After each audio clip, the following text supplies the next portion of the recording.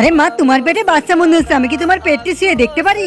জান, তুমি কি নিচে 214 নম্বর রুম থেকে কিছু চিনিয়ে এনে দিবে? মা, আমি তোমার শুধু পেটটা শুতে চাই, প্লিজ একবার শুতে দাও। আরে এটা তো সেই সতর্ক করার নাম্বার। আরে আপনি আমার বউকে এইভাবে বিরক্ত করতে পারেন না, দ্রুত যান এখান থেকে। আমি তো বলেছি আমার বউ অসুস্থ, এখানে আর আসবেন না। তুমি সবাইকে দেখে বিপদ কেন মনে করো? কেন তুমি খেয়াল করোনি মহিলাটি তোমাকে যে কাগজটি দিয়েছে ওটা লাল সুতো দিয়ে বাঁধা? আমার মনে হচ্ছে সে আমাদের বাচ্চার কোনো ক্ষতি করতে চেয়েছিল। তুমি বিশ্বাস না করলে নিজে এটা খুলে দেখো। আরে এখানে তো সত্যি ভয়ানক কিছু লেখা আছে। ভালোই হয়েছে তুমি বাহানা করে কোড বলে আমাকে সতর্ক করেছো। হাজব্যান্ড ওয়াইফের মধ্যে এমন গুপ্ত ইশারা থাকা খুব প্রয়োজন। আরে বাবা, তুমি কি সোসাইটি পেপারটা আমাকে পড়ে শোনাবে? আমি আসলে চোখে একটু কম দেখি তো। আচ্ছা দেখি তো। এটা তো একটা সাধারণ ভেরিফিকেশন ফর্ম, শুধু আপনাকে এটার উপর সাইন করতে হবে। এ না বাবা, আমার দেখা তুমি সাইন করে দাও। আরে চাচি, আপনি জানেন না এমন ব্যাপারে শুধু কালো পেন ইউজ করতে হয়? আমাকে মাফ করবে, আমার ঘরে শুধু নীল পেনটাই ছিল। আরে সমস্যা নেই, এটা তো হবে। আরে আমাকেও আবার ইশারা করছে, মনে হয় কিছু একটা গড়বড় আছে। আরে হ্যাঁ, মনে পড়েছে, আপনার মেয়েকে এখনো পর্যন্ত বাসায় ফেরেনি। ওর অফিসে একটা পার্টি চলছে, ওর আসতে অনেক রাত হয়ে যাবে। আরে আন্টি আমাকে দিন, আমি ততক্ষণ এটাই সাইন করে দিচ্ছি। আমরাও তো আপনার পরিচিত নাকি?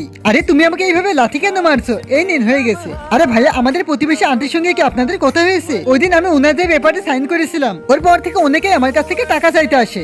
লোন দেখতে দেখতে আমাদের রাতের ঘুম হারাম হয়ে গেছে। মনে আছে তুমি ওই দিন যে নীল কলম দিয়ে সাইন করেছিলে? হয়তো ওইটার ছাপ কোনো লোন নালা কাগজে দেওয়া হয়েছে, তাই তো তোমার নামে এত লোন হয়ে গেছে।